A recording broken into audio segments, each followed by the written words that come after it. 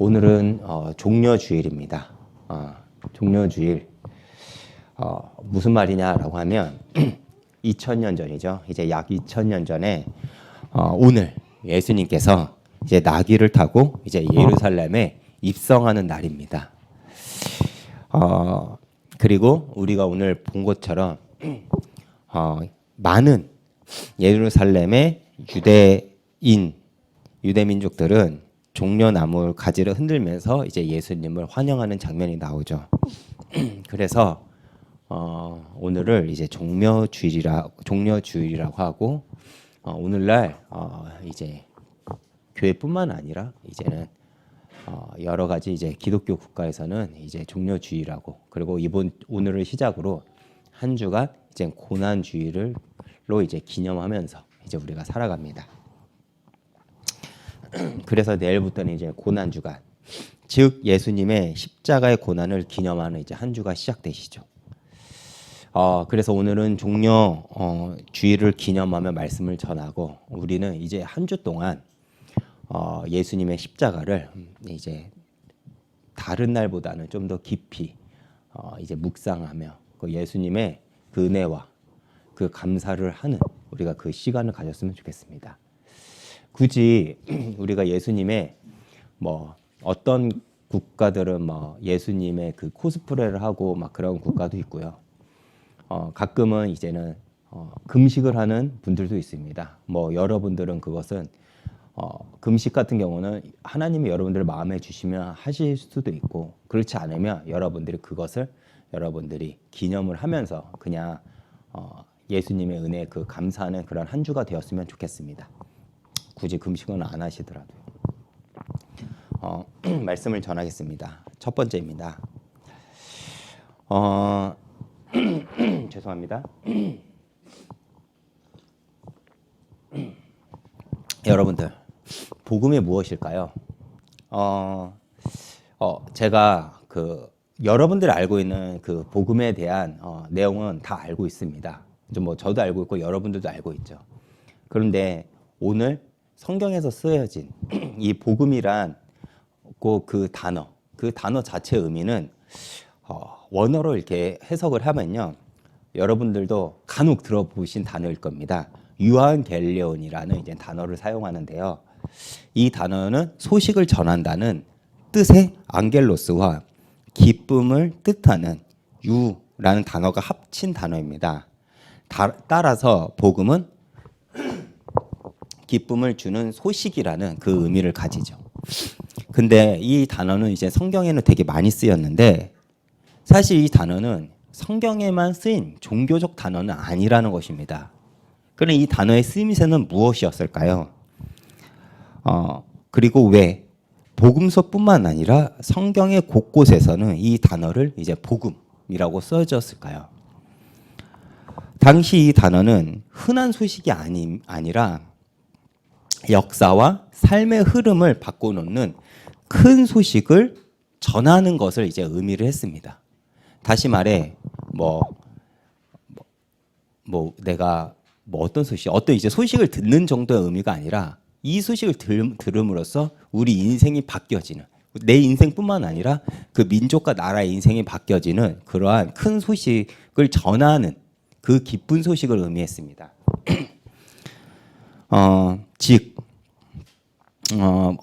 예를 들어 어떤 거냐면 대관식이나 전쟁에서 승리에 관한 소식을 과거에는 복음이라고 했다는 것이죠.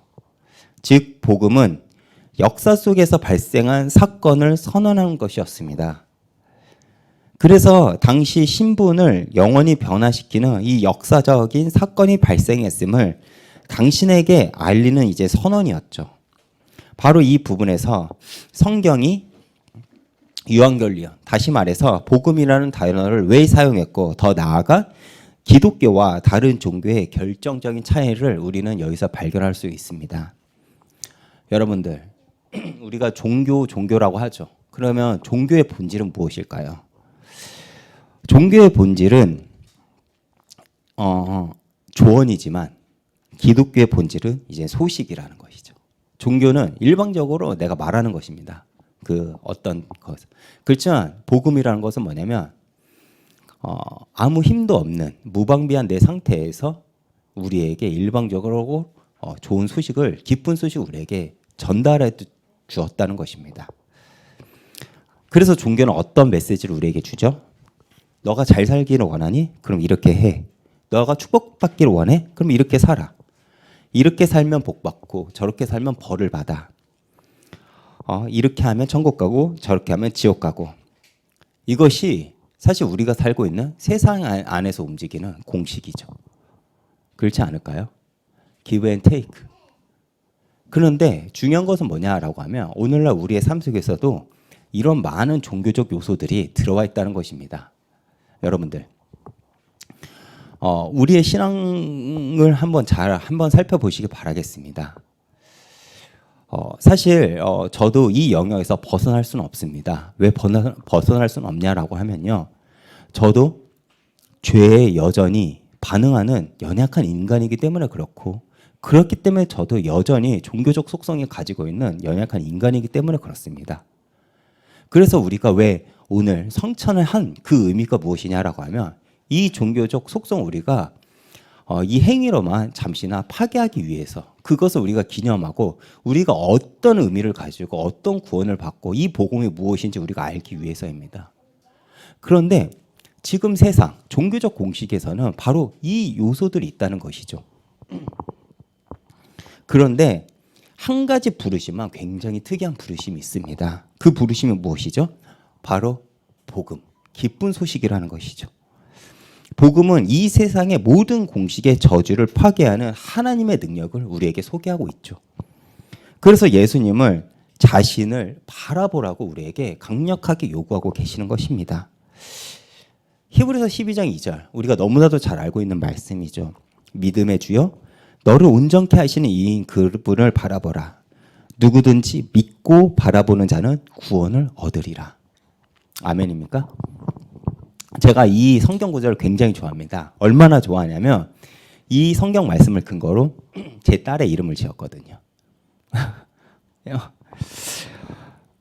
다시 말해, 우리가 주님의 때 할 것은 무엇이냐? 유일하게 할 것은 무엇이냐? 주님을 바라보는 일입니다.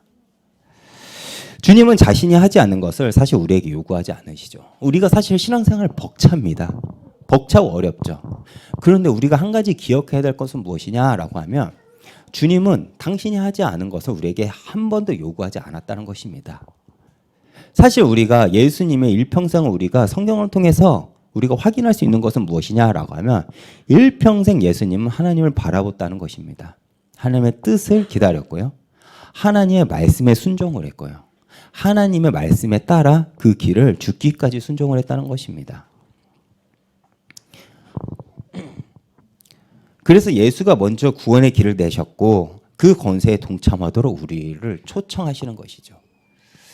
그래서 예수를 바라봄이 내 삶의 근거요 방향이 되는 것입니다. 그렇다면 우리에게 주어진 사명은 무엇일까요? 이 약속의 말씀, 이 복음을 내가 가는 현장마다 증거하는 사명이 예수를 만나고 변화된 우리에게 주어지죠. 그래서 아까도 제가 말했지만 디모데후서 4장 제가 한번 보겠습니다. 디모데후서 4장입니다. 1절부터 4절까지 제가 읽겠습니다. 하나님 앞과 살아있는 자와 죽은 자를 심판하실 그리스도 예수 앞에서 그가 나타나실 곳과 그의 나라를 두고 엄히 명하노니 너는 가서 말씀을 전파하라. 때를 얻든지 못 얻든지 항상 힘쓰라. 범사에 오래 참음과 가르침으로 경책하며 경계하며 권면하라. 때가 이르니 사람이 우선 2절까지 읽겠습니다. 디모데후서 4장 1절에서 2절 우리에게 뭐라고 강력하게 요구를 하죠? 때를 얻든지 못 얻든지 이 복음을 전하라고 합니다. 그런데 우리가 여기서 기억해야 될 건 뭐냐라고 하면 엄히 명한다고 했어요. 이것은 어떤 권면이나 부탁, 선택이 아니라고 강력하게 우리에게 이야기를 하고 있죠. 여기서 1절에 사용된 주의 나타나심은 무엇을 뜻하냐면 주의 재림을 뜻합니다. 그리고 그의 나라는 하나님의 유업을 의미하는 것이죠. 그래서 1절을 제가 재해석을 하면 이렇게 볼 수 있습니다. 주님의 재림과 하나님의 유업에 참여한 너희에게 내가 강력하게 명하노니 라고, 내가 강력하게 명령하노니 라고 이제 그 의미를 받아들일 수 있겠죠. 그 명령이 무엇이냐라고 하면 너희는 말씀을 전파라는 것입니다. 근데 또 여기서 전파다는 뜻은 단순히 우리가 그냥 말을 하는 정도가 아닙니다. 이 단어는 캐릭소라는 단어가 쓰여졌는데 이 단어는 굉장히 특이하게 쓰인 거예요. 이 단어의 그 의미는 뭐냐면 어떤 소식을 전파하는 거냐면 왕이 오심을 선포하다라는 뜻입니다. 다시 말해 선포하다라는 뜻이에요. 다시 말해 이것은 어떤 설득이냐, 어떤 우리가 그들에게 이해를 구하는 것이 아니라 선포를 이야기하는 거예요. 그들이 받지 않으면 그들의 책임이지만 중요한 것은 무엇이냐라고 하면 내 입장에서는 왕의 오심을 선포하는 사명이 우리에게 있다는 것입니다. 즉 구약에서 메시아가 오실 것이라는 언약을 붙잡은 이들은 승리했던 것처럼 신약에서 오신 그리스도를 알고 쫓은 이들은 하나님이 사용했던 것처럼 우리가 붙잡은 언약은 바로 왕으로 다시 오실 주님을 기다리며 오늘을 살아가는 것이죠. 여러분들 이걸 기억하는 겁니다. 사실 우리는 육신을 입었기 때문에 현실의 삶 속에 우리는 너무 많은 것들을 이제 요구하고 있죠. 저도 마찬가지입니다. 저도 거기서 벗어난다고 말을 하지 않겠습니다. 그런데 신앙생활이라는 것은 뭐냐? 아까도 제가 말했지만 주님을 바라보는 것입니다. 어떻게요? 내가 주님을 만날 그 날을 기준으로 오늘을 사는 것이죠. 좀 더 쉽게 설명하겠습니다.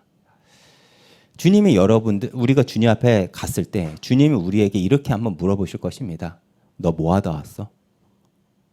너 뭐 하다 왔니? 너 뭐 하다가 내 앞에까지 왔니? 라고 할 때 우리는 아무리 열심히 해도 우리는 주님 앞에 떳떳할 수는 없지만 그럼에도 불구하고 나에게 주신 그 분량만큼 나는 어떻게 주님한테 반응했는가를 이야기할 수 있는 것이겠죠. 각자의 주신 달란트대로요. 그것은 모든 영역에 속합니다. 주님의 재림을 그때를 기다리는 것이죠. 오늘 나는 무엇을 하다 왔니? 적당히 타협했으면 우리는 할 말이 없을 것입니다. 열심히 했는데 그것이 내 동기였다면 우리 역시 또 할 말이 없겠죠. 그런데 내가 부족하지만 내 분수에 맞게 내 역량을 최대한 펼쳐서 주님 나라를 위해 내가 일하다 왔습니다라고 하면 부끄럽지만 우리는 주님 앞에서 칭찬을 받을 수 있겠죠.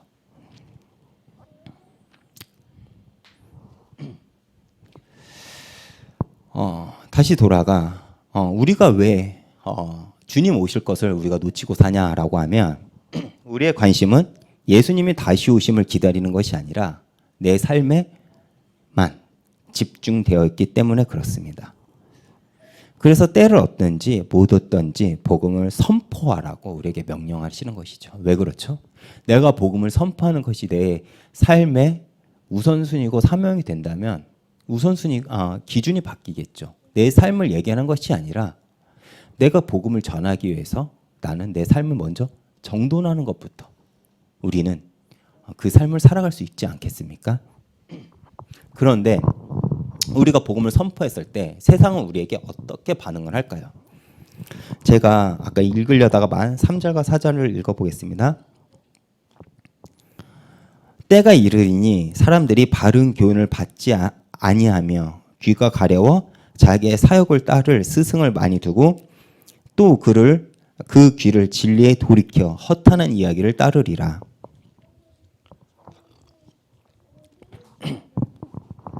이것이 세상의 반응입니다. 근데 우리가 사람들이 교훈을 받지 않는다고 하니까 이 정도로 어떤 의미로 어느 정도 우리가 강도로 생각을 하냐면 사양한 정도로 생각을 합니다. 나 괜찮아요. 나 받지 않겠습니다. 이 정도로 생각을 하는데 사실 이 단어는요. 성경서 의미와는 조금 차이가 있습니다.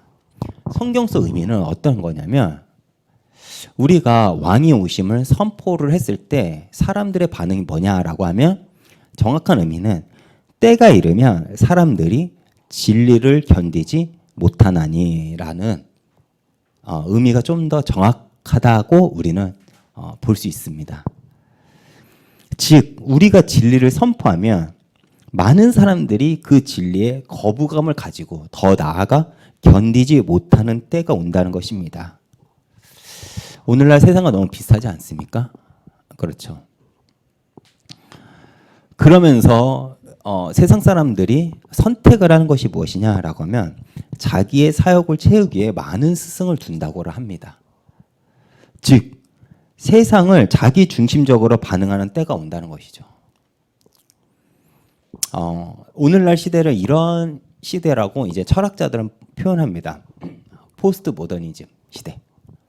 그 시대가 뭐냐라고 설명을 하면 기준이 없는 시대라고 합니다. 예를 들어 제가 옷을 여러분들 앞에 섰기 때문에 양복을 입었지만 제가 대충 입는다고 해도 기준이 나이기 때문에 이것을 나한테 기준을 들이댈 수가 없다는 거예요. 그 증거가 무엇이죠? 가정이 무너졌습니다. 그렇죠? 사회가 무너졌고요. 우리가 생각했던 그 가정의 형태가 무너지기 시작한 것입니다. 그리고 더 나아가 교회도 마찬가지죠. 왜? 기준이 나인 시대가 이미 도래했기 때문에 그렇습니다. 다시 말해 내 감정이 중요합니다. 내 느낌이 중요하고요. 내 생각, 내 가치관이 중요합니다. 성경은 그 다음이에요. 그 가치관이 오늘날 교회도 들어온 것이죠. 즉 세상을 자기 중심으로 반응한 때가 오니까 우리는 예배를 드리면서도 이렇습니다. 나하고 연관이 있으면 좋은 말씀, 내 감정에 흥이 되고 좋은 찬양이 있고 나에게 흥분을 주는 예배면 좋은 예배라고 우리는 판단을 하죠. 언제부터 세상의 인본주의적 사상이 내 안에, 예배 안에, 우리의 신앙 안에 깊숙이 박혀 예배도 내가 기준이 되는 시대가 온 것입니다. 이 시간 이후 여러분들은 하나님이 주인이고 기준이 되는 예배를 다시 여러분들은 회복하시길 바라겠습니다. 또 세상은 허탄한 삶을 쫓아간다고 합니다. 다시 말해 세상은 사역을 채우는데 눈이 멀어 하나님께 관심이 없다는 것입니다. 그리고 진리와 비슷한 흥분을 주는 곳이면 그것을 평생 쫓아가죠. 오늘날 저도 그것들이 틀렸다고 말을 하진 않지만 많은 교회들이 집중하는 것이 뭐냐? 뭘 것 같습니까? 찬양 예배입니다. 찬양 예배의 구성과 여기에 너무나도 많은 포커스가 있어요. 그런데 제가 이런 얘기를 한 적이 있습니다. 우리나라에서 가장 활성화가 된 찬양팀이 있습니다. 근데 그 찬양팀보다 찬양을 더 잘하는 찬양팀들은 많아요. 근데 유독 그 찬양팀만 찬양 예배만 사람들이 2,000명, 3,000명이 매주 옵니다. 물론 지금은 코로나 때문에 오진 않죠. 근데 왜 그럴 수 있었을까요? 그 찬양팀보다 훨씬 잘하는 찬양이 있었는데요. 거기에 중심은요. 찬양이 아니었기 때문에 그렇습니다. 거기에 중심은 말씀이었습니다. 그런데 많은 사람들이 보여지는 요소, 찬양을 들으면서 나를 흥분시켜주니까 거기에 쫓아갑니다.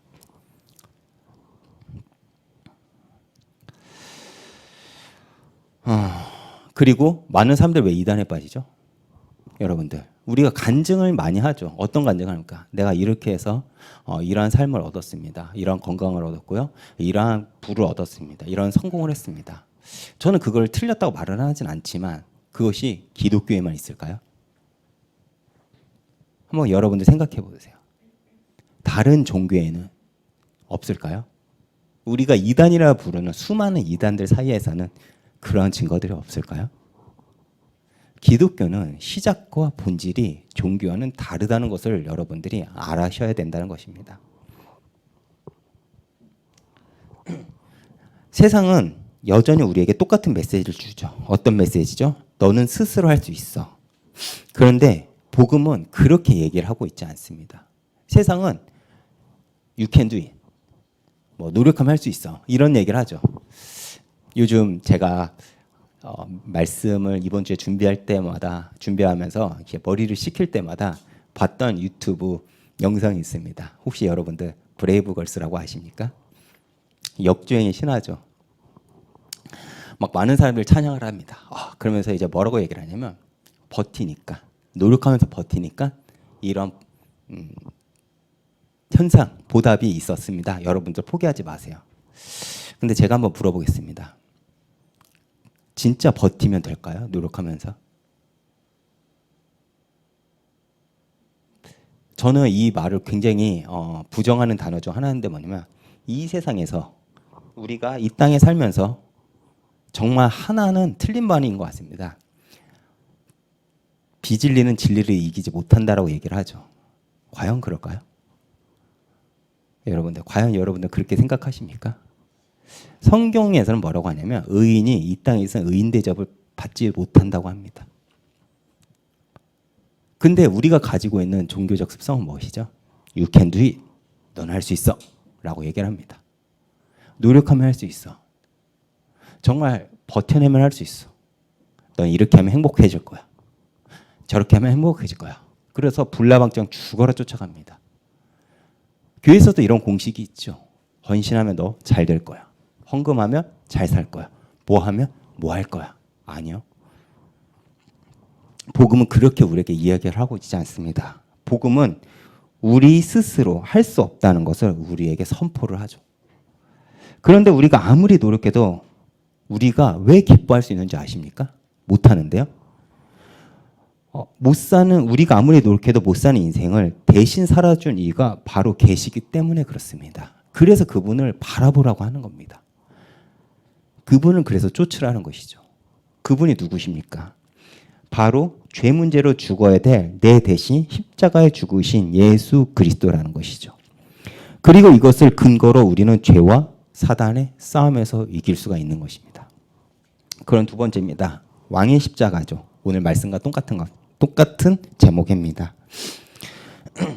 오늘 본문에서 예수님은 나귀를 타고 예루살렘에 입성하는 장면이 나옵니다. 오늘 본문을 보면 예수님이 제자들에게 나귀를 가져오라고 이제 명령을 하시죠. 그리고 제자들은 예수님의 명령을 따라 맞은편 마을에서 나귀를 푸는데 주인이 이때 나귀 새끼 주인의 이웃에게 의심을 받으며 질문을 받게 된 제자들은 다시 한번 주저함 없이 예수님께서 자신들에게 당부하신 대로 이 말씀을 대신하고 의기양양하게 나귀 새끼를 예수님에게 이제 끌고 오는 장면입니다. 이 상황을 지켜본 제자들은 이제는 우리가 예수님 말을 대언하고 이렇게 하니까 저 사람이 반응해서 나귀 새끼를 그냥 준 거예요. 말이 안 되죠. 생전 처음 본 사람이 그때 꽤나 큰 재산이었던 나귀를 그냥 주는 겁니다. 그래서 제자들이 이런 생각을 해요. 와, 진짜 저분이 우리가 기다렸던 왕이구나. 그리고 나귀를 타고 이제 예루살렘에 입성하자 사람들이 길목에 자신들의 외투를 깔아놓고 호산나 호산나 부르면서 이제는 예수님을 환호를 하죠. 당시 왕이 공개적으로 그 성에 입성을 하면 군중들이 이제 환호하는 이제 풍습이 있었습니다.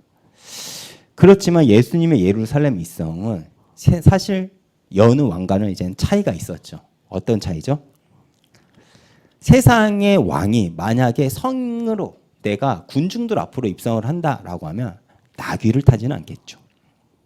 멋진 말을 타고 입성했을 것입니다.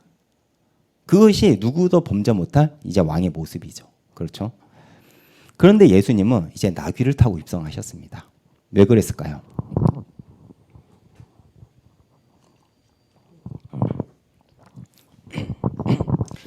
왕과 나귀 새끼라는 이 아이러니한 조합은 세상의 왕과 참된 왕이신 예수님은 다르다는 것을 이제 보여주시죠. 예수님은 왕으로서의 위엄과 함께 겸손함을 가지고 우리에게 오셨다는 것을 의미합니다. 다시 말해 어떤 자격이 있어서 예수께 올 수 있는 것이 아니라 누구든 예수께 올 수 있다는 것이죠. 여러분들 살면서 이 모습을 가지고 있었으면 좋겠습니다. 내가 예수를 믿는 자부심과 자긍심, 자존심이 있었으면 좋겠습니다. 어떤 상황 속에서 내가 예수를 믿는다는 그 이유 하나만으로 여러분들이 당당해졌으면 좋겠습니다. 그런데 사람들에게 교만하지 않았으면 좋겠어요. 친절을 베풀고 온유함으로 그들을 대했으면 좋겠습니다. 왜 그렇죠? 그것이 예수님이 우리에게 보여주신 모습이기 때문에 그렇습니다. 다시 돌아가서 예수님이 왕으로 예루살렘에 입성하신 것은 스가랴 9장 9절에 언약이 성취되었음을 의미합니다. 그게 제가 읽어보겠습니다. 시온에 따라 크게 기뻐할지어다.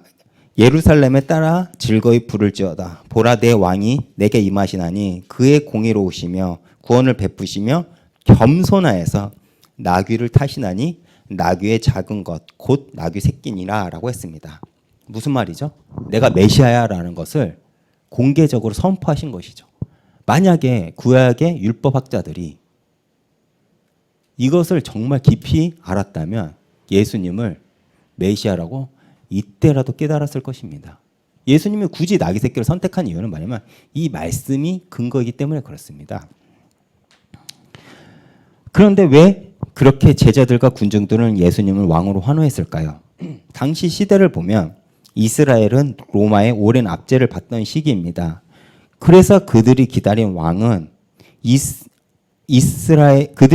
이스라엘 왕은 이 압제로부터 구해줄 왕이죠.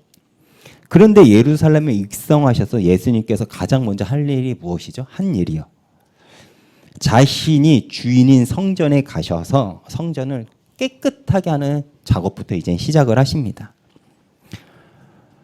로마와 싸운 게 아니라 예수님이 성전에 가셔서 유대인들, 바로 어제까지 자기가 환호했던 자기 자신과 싸우기 시작하신 거예요. 자신들의 이익과 기대가 무너지자 호산나를 부르던 관중들은 예수님을 이제 어떻게 하는 줄 아십니까? 십자가에 못 박으라고 이제 소리치기 시작합니다.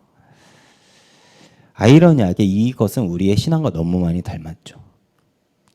여러분들은 왜 예수를 믿으시나요?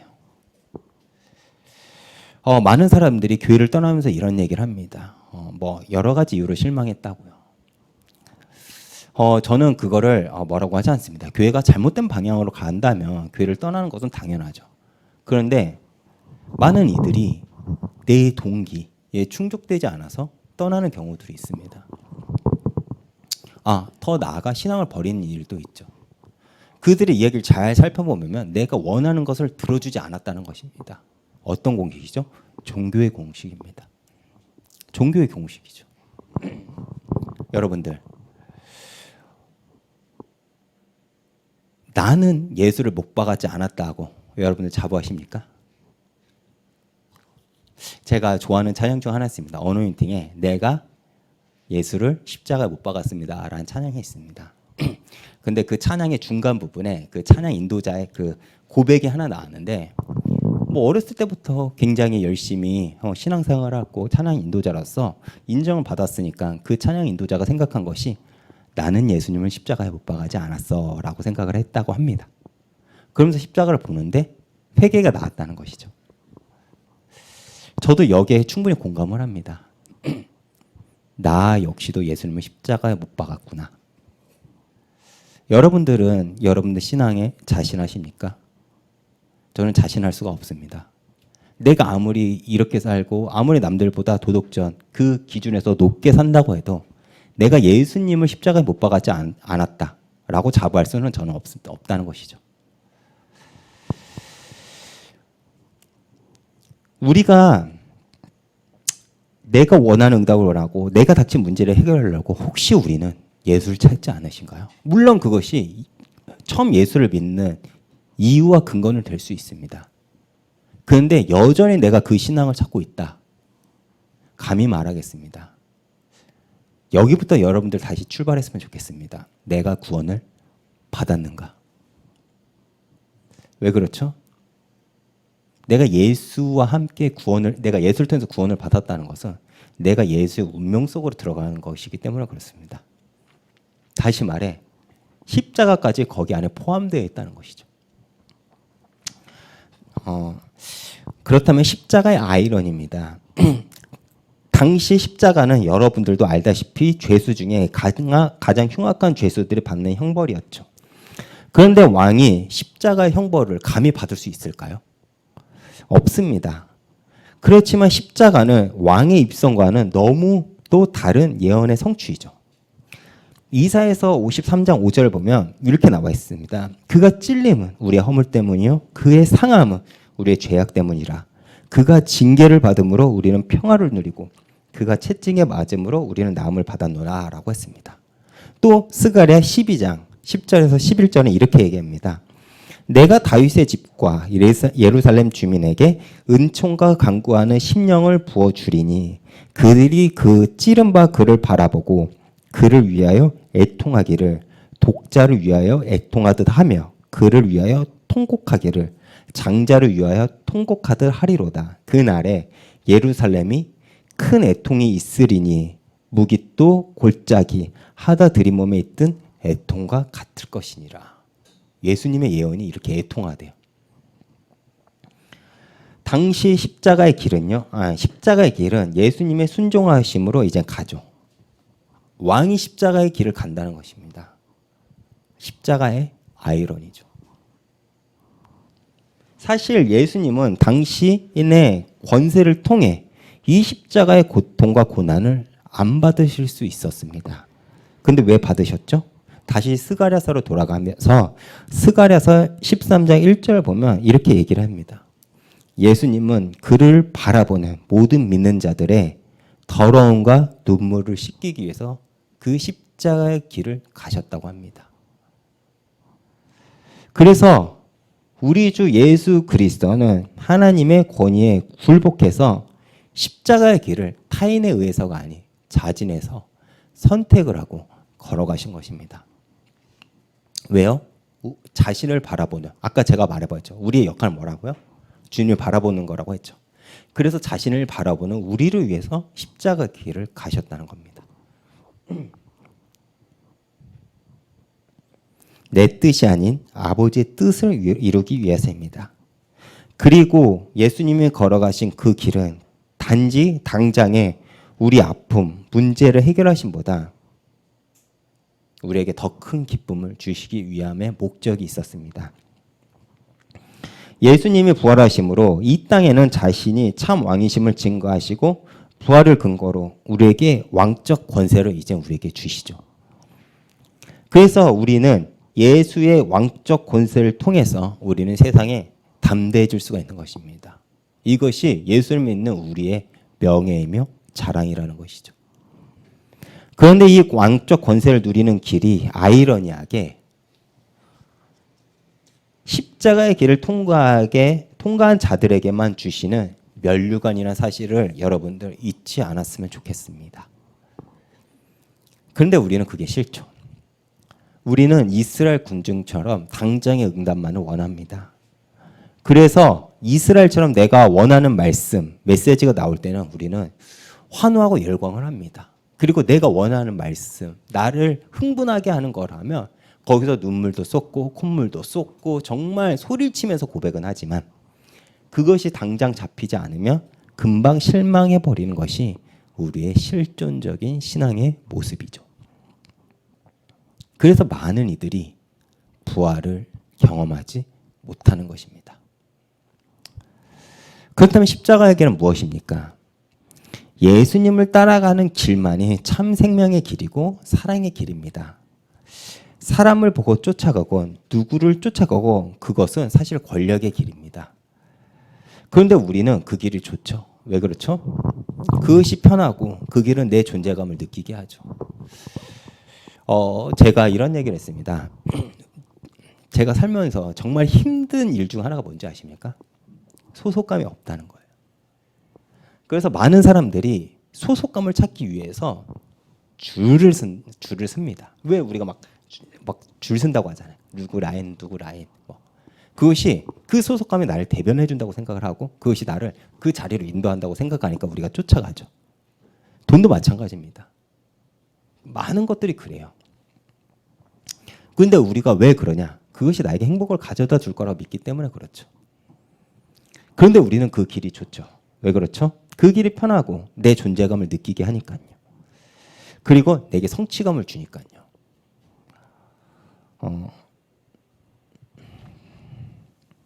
그래서 참 열심히 살죠.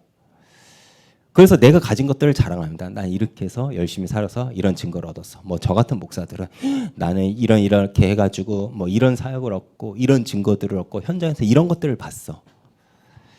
그런데 참 왕 되신 우리 주 예수 그리스도가 우리에게 초청하는 길은요, 세상의 권력의 의지를 버리고 참 생명, 참 사랑의 길로 가라고 우리에게 요구하신다는 것이죠.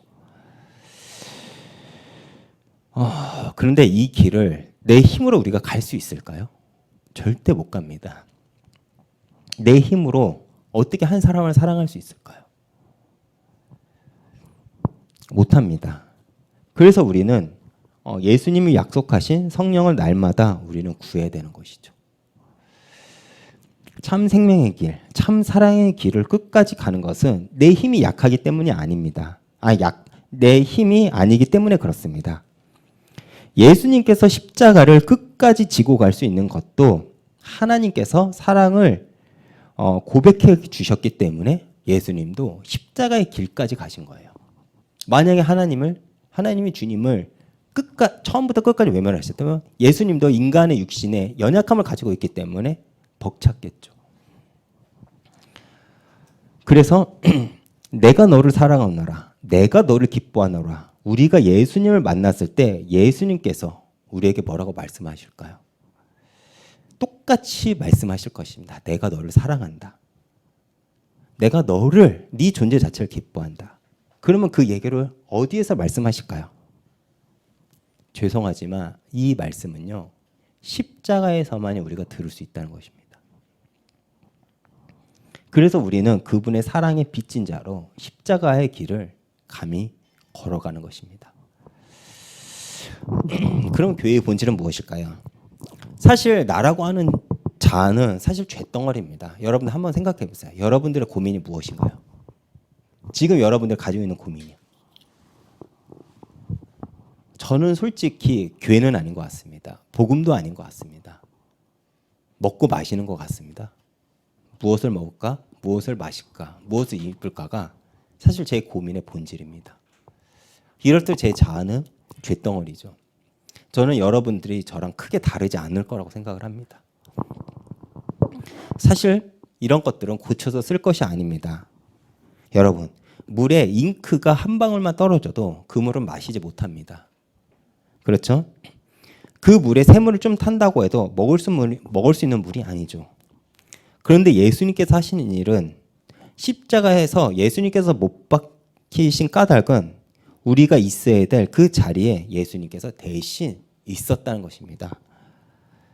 그래서 그분은 우리에게 몸값을 치렀다고 말씀하시는 것이죠. 십자가에 걸려 있던 것이 그분이 아니고 내가 걸려 있다는 것을 보지 못하면 우리는 절대 그리스도의 길을 따르지 못합니다. 그래서 우리는 십자가를 바라보면서 나를 봐야 된다는 것이죠. 거기서 내가 죽지 않으면 나를 발견하지 않으면 우리는 여전히 세상을 쫓아갈 것입니다. 그런데 우리 마음에 십자가가 걸려 있다면 우리는 만나는 사람들에게 주님이 우리를 대하셨듯이 우리도 해야 되지 않을까요? 어떻게 해요? 사랑하고 품어주고 주님께서 우리를 변화시켰듯이 우리가 그 사람을 그렇게 해야 되지 않을까요? 그것이 예수님이 이 땅에 세우고자 했던 교회의 본질이라는 것입니다. 다시 말해 주님은 십자가를 선택하셨고 십자가에서 죽으셨고 십자가 위에서 우리를 부르셨고 십자가 위에서 우리를 다시 세우신 것입니다. 이것이 교회의 본질이며 그래서 교회만이 참 생명, 참 사랑의 길을 끝까지 걸어갈 수 있는 것이죠. 그래서 저는 여러분들한테 감히 이렇게 얘기를 합니다. 저처럼, 저나 목사님처럼 막 현장을 뛰면서 막 그렇게까지는 안 하셔도 됩니다. 한 가지, 여러분들 삶을 통해서 예수를 증거하는 그 인생을 살아가시길 바란다는 것입니다. 내 말, 내 행동, 나의 손짓, 나의 눈짓, 나의 발걸음이 예수의 흔적이 남도록 살아가라는 것이죠. 결론입니다. 여러분들은 신앙의 기준은 무엇으로 삼고 있습니까? 만약에 우리들의 신앙의 기준이 내 삶의 행복에 집중한다면 제가 감히 얘기를 하겠습니다. 반드시 여러분들은 타락할 것입니다. 오늘날 교회가 타락한 이유가 그것입니다. 많은 날 오늘날 교회들이 뭘 얘기를 하냐? 행복을 이야기를 합니다. 근데 기독교의 본질은 행복에 있지 않거든요. 제가 이전에 말한 적 있지 않습니까? 희락을 이야기할 때 성경에 행복이라는 단어가 안 나옵니다. 거의. 간혹 나오는데 그 대부분의 단어가 어디에 나오냐? 욥기서에 나옵니다. 우리가 쳐다보기도 싫은 성경이죠. 대신 성경은 우리에게 무엇을 요구하는 줄 아십니까? 기쁨을 요구합니다. 존재로서의 기쁨. 왕의 십자가라는 말처럼 이 역설적인 표현은 없을 것입니다. 그런데 왕의 십자가를 지는 이 역설적인 사건을 통해 우리에게 하나님을 만나는 길을 여셨습니다. 그리고 그 나라에 촉청된 우리에게 이 땅의 왕 같은 제사장으로 부름받은 하나님의 백성들은 각자의 삶의 현장에서 우리가 어떻게 살아가야 되는지 이제 예수님은 알려주고 계시죠. 예수님은 우리에게 왕의 권세만 주면 좋은데 왜 십자가와 함께 이 역설적인 삶을 주셨을까요? 생명을 주기 위해서입니다. 참 생명이요. 내 죽음이 없다면 우리는 부활을 경험할 수가 없죠. 내가 새 생명이 있다라는 것은 내 옛사람은 죽었다는 것을 의미합니다. 예수님은 우리의 죽음을 통해 우리에게 생명을 주고자 해서 우리에게 십자가의 길을 소개시켜 주는 것이죠. 그런데 제가 자주 표현하는 말입니다. 왜 우리가 십자가를 두려워하지 않을 수 있는 줄 아십니까? 십자가의 열기와 무게는 주님께서 먼저 다 가져가셨습니다. 그리고 감당할 십자가만을 우리에게 주신 것이죠. 그리고 여러분들 한 가지만 기억하시길 바라겠습니다. 십자가는 운명이 아닙니다. 선택이라는 것이죠. 무슨 말인지 아십니까? 내가 피할 수 있으면 피하고 싶으면 피할 수 있다는 것이죠.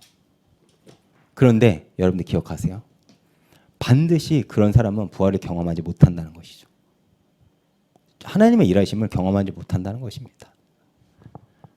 여러분들 한 주간 나의 신앙의 기준이 정말 주님의 바라봄, 그 기쁘신 뜻에 있는지 확인하시면서 고난주일 동안 그 십자가의 은혜를 깊이 묵상하며 승리하시는 한 주가 되시길 바라겠습니다. 기도하겠습니다. 하나님 아버지 감사합니다. 오늘도 이렇게 주님의 날에 정말 주님 앞에 나와서 예배를 드렸습니다. 정말 우리가 정말 이 예배를 통해서 다시 한번 주님의 은혜에 감사하는 날이 되게 해주시옵소서. 감사드리며 예수님의 이름으로 기도했습니다.